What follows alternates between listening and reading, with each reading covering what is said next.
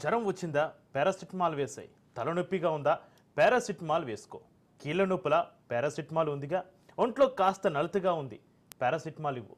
సర్వరోగ నివారణలా ప్రతి చోట అనేక మంది చీటికి మాటికి పారాసిటమాల్ను ఉపయోగిస్తుంటారు.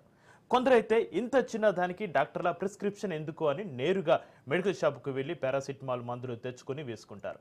అచ్చం ఇలానే మీరు కూడా ఇలానే చీటికి మాటికి పారాసిటమాల్ వేసుకుంటున్నారా? డేంజర్లో పడినట్లే. ఎందుకు ఎలా అనేది తెలియాలంటే ఈ స్టోరీ తప్పక చూడాల్సిందే.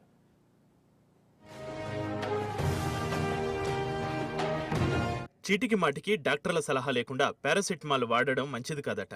కనీసం ఇక ముందేనా అలా చేయకుండా కాస్త జాగ్రత్త పడాలని హెచ్చరిస్తున్నారు వైద్య నిపుణులు. ముఖ్యంగా 65 ఏళ్లు పైబడిన వారు మరింత అప్రమత్తంగా ఉండడం మంచిదని చెబుతున్నారు. పారాసిటమాల్ వాడకం వల్ల జీర్ణం కోసం గుండె, కిడ్నీ సమస్యల ముప్పు పెరగడానికి కారణమవుతున్నట్టు బ్రిటన్ కు చెందిన నాటింగ్హామ్ యూనివర్సిటీ అధ్యయనంలో వెల్లడైంది. బ్రిటిష్ మెడికల్ జర్నల్లో long term use of paracetamol and risk of kidney disease a systematic review and meta analysis పేరిట ఈ అధ్యయనం ప్రచురితమైంది.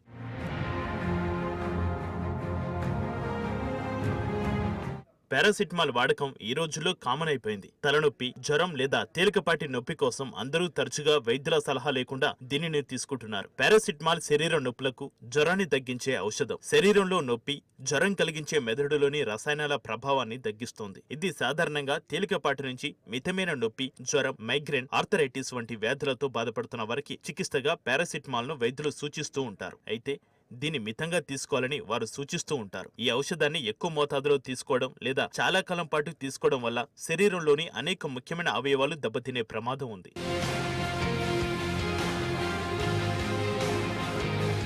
పారాసిటమాల్ తో పాటు రసెటమాల్, ప్యాండి, గ్లైసిమేట్ సహా కొన్ని కంపెనీలు తయారు చేసిన 48 ఔషధాలు నాణ్యత ప్రమాణాలకు తగినట్లు లేవని central drugs standard control organisation CDSCO తన ఆగస్టు నెలవారీ జాబితాలో పేర్కొంది. CDSC ఆర్గనైజేషన్ ప్రతి నెల నాసిరకం మందుల జాబితాను ప్రచురిస్తోంది. గత ఆగస్టులో ప్రచురించిన జాబితాలో ప్రజలు ఎక్కువగా ఉపయోగించే పారాసిటమాల్, ప్యాండి సహా 48 ఔషధాలు ఉన్నాయి. కర్ణాటక యాంటీబయాటిక్స్ అండ్ ఫార్మాస్యూటికల్స్ తయారు చేసిన పారాసిటమాల్ IP 500 mg టాబ్లెట్లు, ఆల్కెమీ హెల్త్ సైన్సెస్ తయారు చేసిన ప్యాండి, ప్యూర్ అండ్ క్యూర్ తయారు చేసిన మాంటెర్ LC కిట్, స్కాట్ ఎడిల్ ఫార్మసియా తయారు చేసిన గ్లైసిమేట్ సహా 48 మందులు ఈ జాబితాలో ఉన్నాయి. నాట్ ఆఫ్ స్టాండర్డ్ క్వాలిటీ కేటగిరీలో వీటిని పేర్కొన్నారు. సన్ ఫార్మా, టోరెంట్ సహా పలు పేరున్న ఫార్మా కంపెనీలు ఈ జాబితాలో తమ సంస్థల పేరిట ఉన్న మందులు తాము తయారు చేసినవే.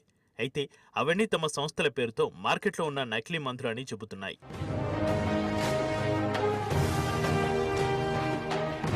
ఇంతకు పారాసిటమాల్ ఎలా పనిచేస్తుంది? రకరకాల ప్రచారాలు కొనసాగుతున్న నేపథ్యంలో తాజాగా మరో అధ్యయనంలో సంచలన విషయాలు బయటపడ్డాయి. వృద్ధుల మూత్రపిండాలు, గుండెపై పారాసిటమాల్ ప్రతికూల ప్రభావాలను చూపుతుందని తేలింది. ఈ ఔషధం శరీర భాగాలపై చెడు ప్రభావాన్ని చూపుతుందట. బ్రిటన్లోని నాటింగ్హామ్ యూనివర్సిటీకి చెందిన పరిశోధకులు చేసిన అధ్యయనంలో పారాసిటమాల్ ను ఎక్కువ మోతాదులో తీసుకోవడం, చాలా కాలం పాటు తీసుకోవడం వల్ల జీర్ణ వ్యవస్థ, మూత్రపిండాలపై ప్రతికూల ప్రభావం చూపుతుందని వెల్లడైంది. పారాసిటమాల్ తీసుకోవడం ముఖ్యంగా వృద్ధులకు ప్రమాదకరం. పట్టులో అల్సర్ వచ్చే అవకాశాలు ఎక్కువ. ఇది కడుపు పొరను దెబ్బతీస్తూ జీర్ణ సమస్యలను కలిగిస్తుంది.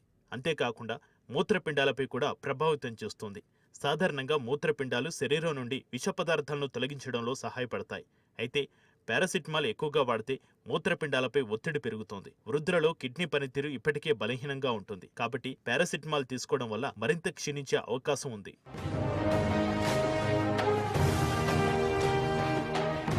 పారాసిటమాల్ ప్రభావం కేవలం జీర్ణ వ్యవస్థ, కిడ్నీలకే పరిమితం కాదు, గుండెపై కూడా ప్రభావం చూపుతుందని తాజా అధ్యయనంలో తేలింది. వృద్ధులు పారాసిటమాల్ ను నిరంతరం ఉపయోగించడం వల్ల గుండె జబ్బులు వచ్చే ప్రమాదం ఎక్కువగా ఉంది. ఇది రక్తపోటును కూడా ప్రభావితం చేస్తుంది. ఇది గుండెపై మరింత ఒత్తిడిని కలిగిస్తుంది. ఇప్పటికే గుండె సమస్యలు ఉన్నవారికి ఈ ఔషధం మరింత ప్రమాదకరమని వైద్య నిపుణులు హెచ్చరిస్తున్నారు. పారాసిటమాల్ వాడడం వల్ల జీర్ణాశయ పుండ్ల నుంచి రక్తస్రావం అయ్యే ముప్పు 24%, పేగుల్లో రక్తస్రావం అయ్యే ముప్పు 36% పెరుగుతున్నట్టు అధ్యయనంలో బయటపడింది. అలాగే కిడ్నీ జబ్బులు 19%, గుండె వైఫల్యం 9%, అధిక రక్తపోటు 7% వచ్చే అవకాశాలు ఎక్కువగా అవుతున్నట్టు అధ్యయనం తేల్చి చెప్పింది.